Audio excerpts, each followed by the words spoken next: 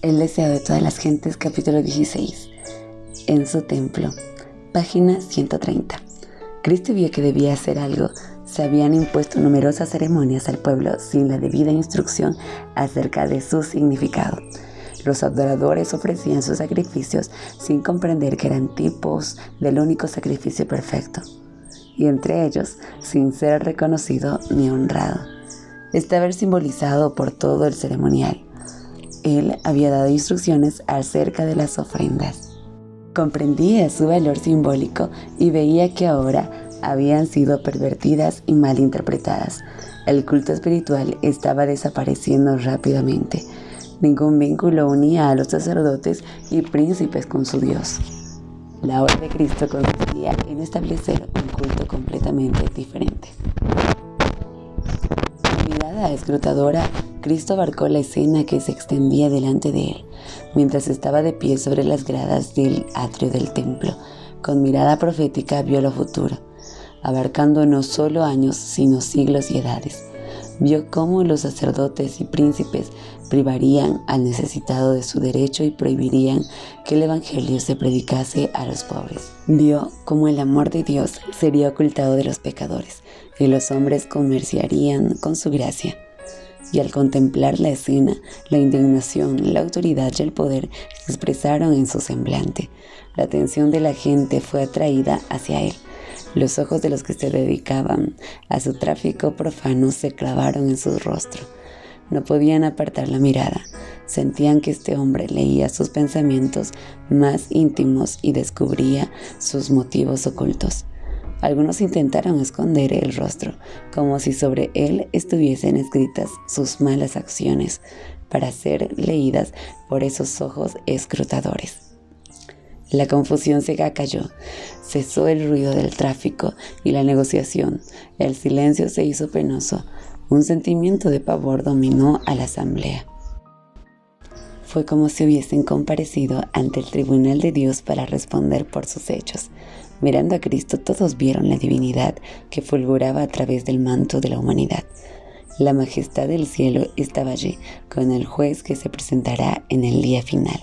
Y aunque no lo rodeaban esa gloria que lo acompañará, entonces tenía el mismo poder de leer el alma. Sus ojos recorrían toda la multitud, posándose en cada persona. Su figura parecía elevarse sobre todos con imponente dignidad, y una luz divina iluminaba su rostro. Habló y su voz clara y penetrante, la misma que sobre el monte Sinaí había proclamado la ley que los sacerdotes y príncipes estaban transgrediendo. Se oyó repercutir por las bóvedas del templo: «Quitad de aquí esto, y no hagáis de la casa de mi padre casa de mercado». Descendiendo lentamente de las gradas y alzando el látigo de cuerdas que había recogido, al entrar en el recinto, ordenó a las huestes de traficantes que se alejase de las dependencias del templo, con un celo y una severidad que nunca antes manifestará. Derribó las mesas de los cambistas, las monedas cayeron y dejaron oír su sonido metálico. Sobre el pavimento de mármol, nadie pretendió cuestionar su autoridad, nadie se atrevió a detenerse para recoger las ganancias ilícitas. Jesús no los hirió con el látigo de cuerdas, pero en su mano el sencillo látigo parecía ser una espada flamígera. Los oficiales del templo, los sacerdotes especuladores, los cambistas y los negociantes del ganado huyeron del lugar con sus ovejas y bueyes, dominados por un solo pensamiento: escapar de la condenación de su presencia. El pánico se apoderó de la multitud, que sintió el predominio de su divinidad. Gritos de terror escaparon de centenares de labios pálidos. A unos discípulos temblaron. Les causó pavor las palabras y los modales de Jesús, tan diferentes de su conducta habitual. Recordaron que se había escrito acerca de él: «Me consumió el celo de tu casa». Esto lo vemos en Salmos capítulo 69, verso 9. Pronto la tumultuosa muchedumbre se alejó del templo del Señor con toda su mercadería. Los atrios quedaron libres de todo tráfico profano. Y sobre la escena de confusión descendió un profundo, solemne silencio. La presencia del Señor, que antiguamente santificará el monte, Ahora había hecho sagrado el templo levantado en su honor. En la purificación del templo, Jesús estaba anunciando su misión como Mesías y comenzaba su obra. Ese templo erigido para morada de la presencia divina estaba destinado a ser una lección objetiva para Israel y para el mundo. Desde las edades eternas había sido el propósito de Dios que todo ser creado, desde el resplandeciente y santo serafín hasta el hombre, fuese un templo para que en él habitase el Creador. A causa del pecado, la humanidad dejó de ser un templo para Dios, oscurecido y contaminado por el pecado. El corazón del hombre ya no revelaba la gloria del ser divino, pero por medio de la encarnación del Hijo de Dios se cumple el propósito del cielo. Dios mora en la humanidad y mediante la gracia salvadora, el corazón del hombre vuelve a ser un templo. Dios quería que el templo de Jerusalén fuese un testimonio continuo de alto destino ofrecido a cada alma. Pero los judíos no habían comprendido el significado del edificio que estimaban con tanto orgullo. No se entregaban como a sí mismo como templos santos para el Espíritu Divino. Los atrios del templo de Jerusalén, llenos de tumulto de un tráfico profano, representaban con demasiada exactitud el templo del corazón, contaminado por la presencia de las pasiones sensuales y de los pensamientos impuros, al limpiar el templo de los compradores y vendedores mundanos. Jesús anunció su misión de limpiar el corazón de la contaminación del pecado, de los deseos terrenales, de las concupiscencias egoístas, de los malos hábitos terrenales, los cuales corrompen el alma. Vendrá súbitamente a su templo el Señor, a quien vosotros buscáis, y el ángel del pacto, a quien deseáis vosotros. He aquí que viene, ha dicho Jehová de los ejércitos.